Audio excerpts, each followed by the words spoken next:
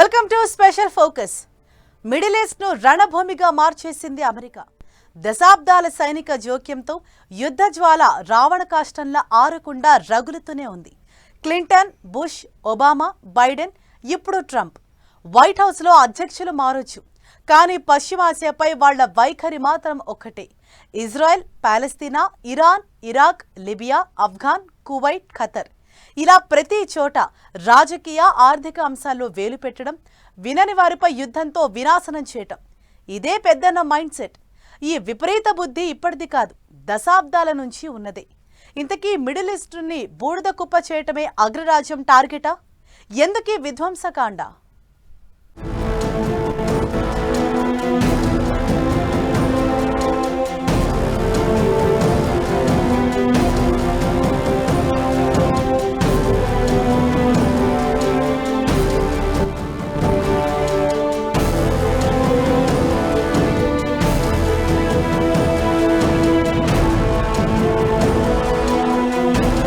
Middle east ను రణభూమిగా మార్చిన America, దశాబ్దాల సైనిక జోక్యంతో ఆరని యుద్ధ జ్వాల.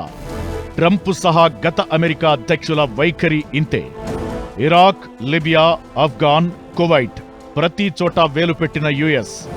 పశ్చిమాసియా దేశాల రాజకీయ, ఆర్థిక మూలాలపై దెబ్బ. 1980 దశకం నుంచి ఇప్పటి వరకు పశ్చిమాసియాలో సైనిక చర్యలు, రాజకీయ జోక్యంతో అమెరికా ప్రతి యుద్ధంలో మధ్యవర్తిత్వం పేరుతో వేలు పెడుతూ వచ్చింది. తమకు నచ్చిన దేశానికి సైనిక, ఆర్థిక ఆయుధాల మద్దతునిస్తూ మిడిల్ ఈస్ట్ రాజకీయాలను నిత్యం అస్థిరపరచడమే అమెరికా లక్ష్యంగా పెట్టుకుంది. శాంతి స్థాపన, జాతీయ భద్రత, ఉగ్రవాద వ్యతిరేకత, చమురు వనరుల పరిరక్షణ, ఇలా భౌగోళిక రాజకీయ ప్రయోజనాలెన్నో ఉన్నాయని పైకి చెబుతున్నా తమ స్వార్థానికి మేలు చేసేలాగా ఈ సంఘర్షణలన్నీ తీవ్రతరం చేస్తూ పెద్దన్నగా చలామణి అవుతోంది అమెరికా. ఈ చరిత్ర ఇప్పటిది కాదు. అమెరికా అధ్యక్షులు మారినా, కాలం మారినా, దశాబ్దాలు తిరిగినా మిడిల్ ఈస్ట్, ఉత్తరాఫ్రికా ప్రాంతీయ రాజకీయాల్లో జోక్యం చేసుకోవడం వైట్ హౌస్ కు అలవాటుగా, వ్యసనంగా మారిందనే చెప్పాలి. పశ్చిమాసియాలో జోక్యం చేసుకున్న ప్రతిసారి పైకి విశ్వశాంతి, లోక కళ్యాణమంటూ కల్లబొల్లి మాటల్ని చెబుతుంది పెంటగాన్. కాని అక్కడ అడుగుపెట్టి పెంట చేసేది అగ్రరాజ్యమే. అందుకే ఎప్పుడూ తమ సైనిక చొరవ మిడిల్ ఈస్ట్ లో ఉండేలా అక్కడి దేశాలతో సంబంధాలు నెరుపుతూ ఉంటుంది. 1982, 1983 మధ్య ఇజ్రాయెల్, లెబనాన్ వార్లో వేలు పెట్టింది యుఎస్. తమ యుద్ధ విమానాలు, వార్షిప్లను బేరూట్ టార్గెట్ గా మోహరింపజేసింది. ఆ తరువాత నుంచే మిడిల్ ఈస్ట్ లో అమెరికా సైనిక ప్రాధాన్యత పెరుగుతూ వచ్చింది. ప్రతి కోల్డ్ వార్లోనూ, ప్రాంతీయ ఘర్షణల్లోనూ అమెరికా తన రాజకీయ ఉనికిని, సైనిక సత్తాను చాటుకుంటూ వచ్చింది. వేరే దేశాలు అమెరికాని అడ్డుకునే స్థాయి లేదు కాబట్టి అమెరికా తన ఉనికిని వివిధ ప్రాంతాలలో చాటింది. ప్రశ్న ఒక దేశం అమెరికాను మంచిదా చెడ్డదా, లేదా చైనా మంచిదా చెడ్డదా అని కాదు. ప్రశ్న దేశ సామర్థ్యం, ఎంత సామర్థ్యం ఉంది, ఎంత బలంగా ఉంది.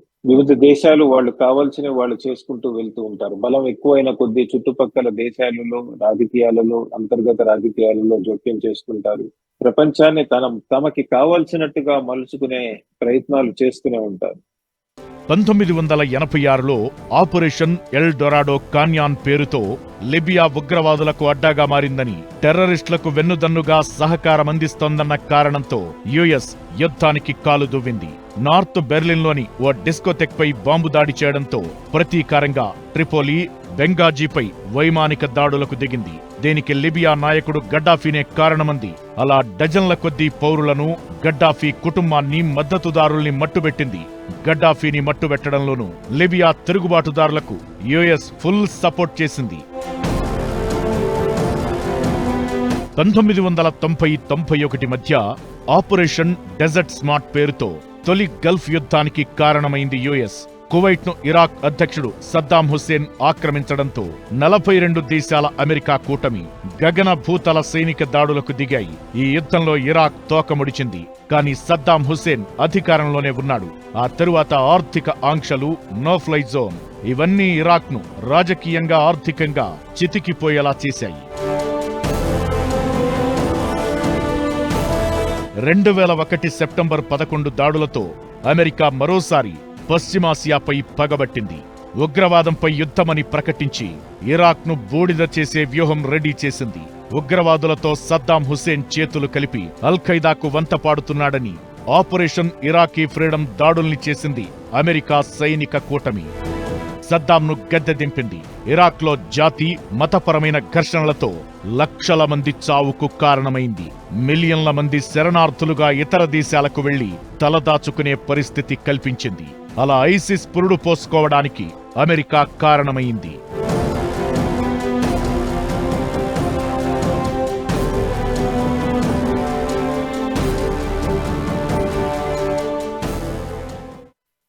పశ్చిమాసియా దేశాలపై పట్టు పెంచుకోవాలి. అక్కడ సహజ వనరుల్ని తమ గుప్పెట్లోకి తెచ్చుకోవాలి. యుద్ధం చేసే మిత్ర దేశాలకు ఆయుధాలను నమ్మి సొమ్ము చేసుకోవాలి. యుద్ధం ఆరిపోకూడదు, ఆజ్యం పోయాలి. అప్పుడే పెద్దన్నకు ఓ వాల్యూ.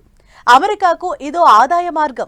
అందుకే దశాబ్దాలుగా మిడిల్ ఈస్ట్ మంటలకు ఇంకొంత ఆజ్యం పోస్తూనే ఉంది అమెరికా.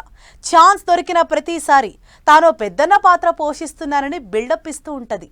టెర్రరిస్టుల గుండెల్లో నిద్రపోతానని, టెర్రరిజాన్ని సమూలంగా ప్రక్షాళన చేస్తానని ప్రగల్భాలు పలుకుతోంది. కానీ తీరా యుద్ధం కారణంగా లక్షల మంది ప్రజలు, సైనికులు భూభాగం మసైపోయిన దాఖలాలే ఎక్కువ.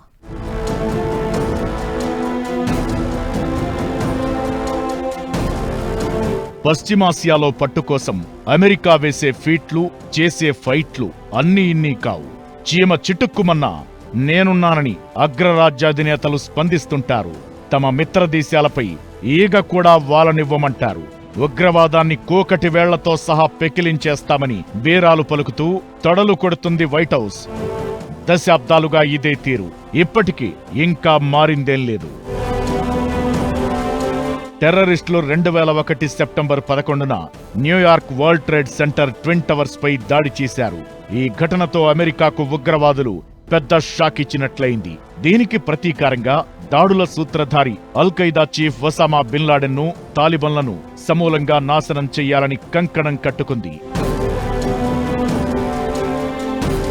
ఆపరేషన్ ఎండ్యూరింగ్ ఫ్రీడమ్ ను స్టార్ట్ చేసింది. అమెరికా నాటో దళాలతో ఆఫ్ఘనిస్తాన్లోని తాలిబాన్ స్థావరాలను ధ్వంసం చేసింది. లాడెన్ను మట్టుబెట్టింది. ప్రజాస్వామ్య ప్రభుత్వం పేరుతో సర్కారును స్థాపించింది. కాని తాలిబాన్ల తిరుగుబాటు మాత్రం అలానే కొనసాగింది. 2001 నుంచి 2021 వరకు అమెరికా సైన్యం ఆఫ్ఘాన్లోనే తిష్టవేసింది. లక్షల మంది మరణాలు, శరణార్థులతో ఆఫ్ఘాన్ ఎప్పటికీ కోలుకోలేకుండా ఉంది. ఇప్పుడక్కడ తాలిబన్లే మళ్లీ ప్రబల శక్తిగా మారి రాజ్యాన్నేలుతున్నారు.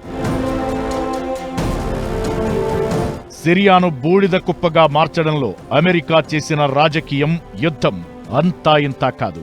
2018లో డమస్కస్, హోమ్స్ టార్గెట్ గా సిరియాలో యూస్ బాంబు దాడులకు దిగింది. సిరియా యుఎస్ కూటమిపై కెమికల్ ఆయుధాల్ని ప్రయోగించడమే ఇందుకు కారణం. సిరియా అంతర్యుద్ధంలో ఐసిస్ పుడితే అమెరికా ఆపరేషన్ ఇన్హరెంట్ రిజాల్వ్ పేరుతో ఎయిర్ స్ట్రైక్స్ చేసి స్థానిక సైనిక శక్తులకు మద్దతిచ్చింది. యెమెన్, సోమాలియా, పాక్ ఇలా ఛాన్స్ దొరికిన ప్రతి చోట ఆసియా, పశ్చిమాసియా అన్న తేడా లేకుండా టెర్రర్ క్యాంపుల ఏరివేత పేరుతో మిడిల్ ఈస్ట్, నార్త్ ఆఫ్రికా, పలు ముస్లిం దేశాలపై తన జోక్యాన్ని ప్రదర్శిస్తూ పట్టు పెంచుకుని ఉనికి కాపాడుకునే ప్రయత్నమే చేసింది అమెరికా. 2011లో యెమెన్లో అల్-ఖైదా లీడర్ అన్వర్ను డ్రోన్ దాడితో లేపేసింది. ఇజ్రాయెల్ పాలస్తీనా వార్లో హెజ్బొల్లా, హమాస్ మిలిటెంట్ గ్రూపుల్ని ఏరివేసింది. టాప్ కమాండర్లను మట్టుబెట్టింది. ఇప్పుడు ఇరాన్ సైనికాధికారుల టాప్ లిస్టు పైన గురిపెట్టింది. అమెరికాకి ధీటుగా రష్యా కూడా, అప్పటి సోవియట్ యూనియన్ కూడా ఈస్ట్ యూరోప్ లో కానివ్వండి, ఆఫ్రికాలో కానివ్వండి, ఏషియాలో కానివ్వండి, వివిధ దేశాలలో అంతర్గత రాజకీయాలలో జోక్యం చేసుకునేది. ముఖ్యంగా మనం చూసాం, మనకి దగ్గరగా ఉన్న ఆఫ్ఘనిస్తాన్ లో కూడా సోవియట్ యూనియన్ ఆ దేశ రాజకీయాలలో జోక్యం చేసుకుని అంతర్గత యుద్ధానికి పునాదులు వేసింది. సోవియట్ యూనియన్ విరిగిపోయిన తర్వాత, కోల్డ్ వార్ ఎండ్ అయిపోయిన తర్వాత అమెరికా ప్రపంచంలోనే అత్యంత బలమైన శక్తిగా ఉద్భవించింది. వేరే దేశాలు అమెరికాని అడ్డుకునే స్థాయి లేదు కాబట్టి అమెరికా తన ఉనికిని వివిధ ప్రాంతాలలో చాటింది. ఇలా యుద్ధాల పేరుతో అమెరికాలో నాటి క్లింటన్ నుంచి నేటి ట్రంప్ వరకు ప్రతి ప్రెసిడెంట్ జోక్యం చేసుకున్న వాళ్లే. యుద్ధాల్లో లక్షలాది మంది ప్రజలు, సైనికులు మరణిస్తున్నా, మిలియన్ల మంది శరణార్థులవుతున్నా పెంటగాన్ మాత్రం తన ఆయుధాల విక్రయం ఆయా దేశాల్లో ఆర్థిక వనరులు, రాజకీయ అస్థిరతను సృష్టిస్తోంది. వార్ పేరుతో పెద్ద వ్యాపారమే చేస్తోంది అమెరికా.